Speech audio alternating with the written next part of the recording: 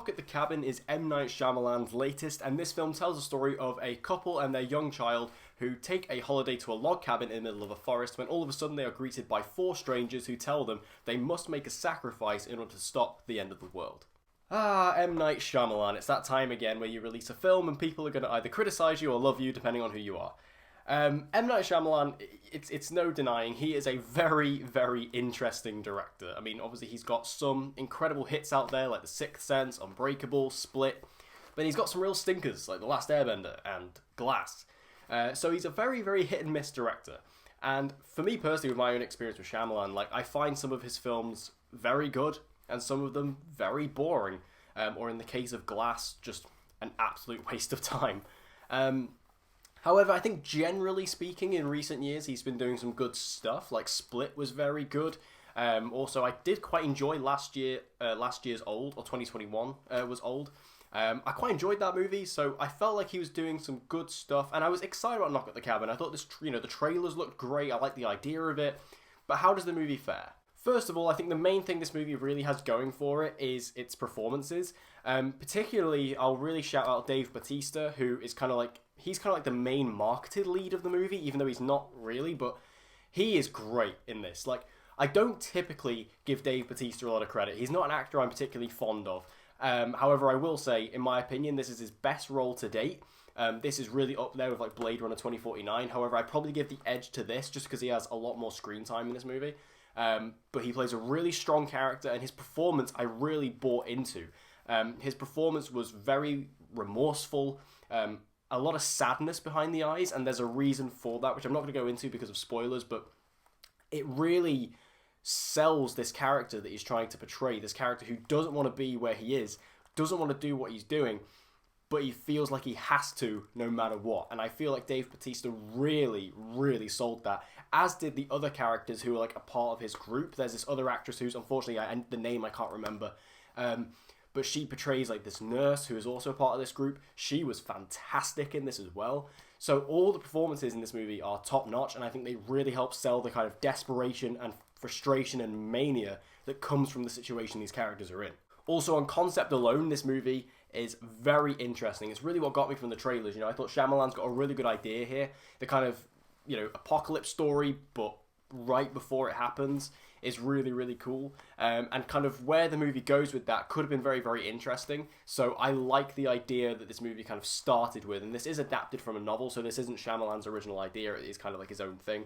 It isn't his own thing.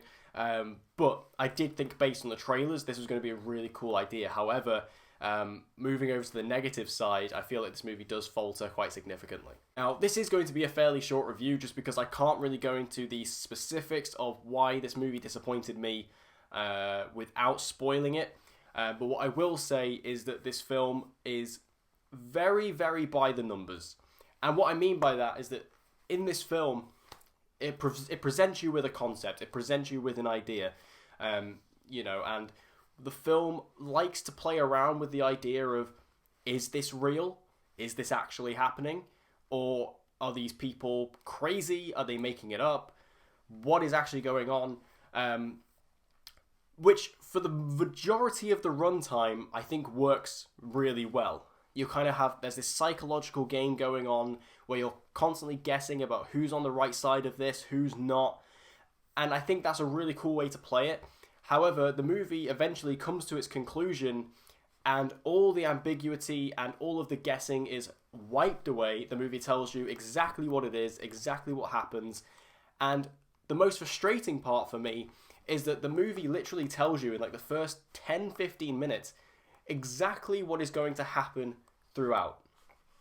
And then the movie literally does each of those things in sequential order. So ultimately, the film kind of spoils itself right at the beginning, and there's no kind of, there's no diversion from that. There's no difference in that. The movie literally tells you this is how the story's going to play out. The story then plays out that way, and then the movie ends. There's no ambiguity to it, and it's very, very disappointing because, like I say, this film really could have played on some interesting ideas, and I think in the end, had this film had perhaps more of an ambiguous ending, it would have made it more interesting. But in the end, while I think the film does a good job in its majority of the runtime, the ending just really took the wind out of its sails for me. So overall, Knock at the Cabin I found to be a disappointing film. I know this review is a little bit rough around the edges, but that's only because I find it difficult to talk about this movie without discussing spoilers, and all of my reviews are non-spoiler, so I guess if you want to go watch the movie, I would go check it out. I mean, it is generally getting a decent reception, so I think, a lot of people are enjoying it. But for me personally, I feel like that this film had a really strong concept, had a great idea, and it does play on those ideas really well for a vast majority of its runtime. But that ending really left a sour taste in my mouth because it just felt really flat. It just didn't feel like it delivered anything. The ending just kind of happens. It was exactly what you thought it was going to be because the movie tells you that.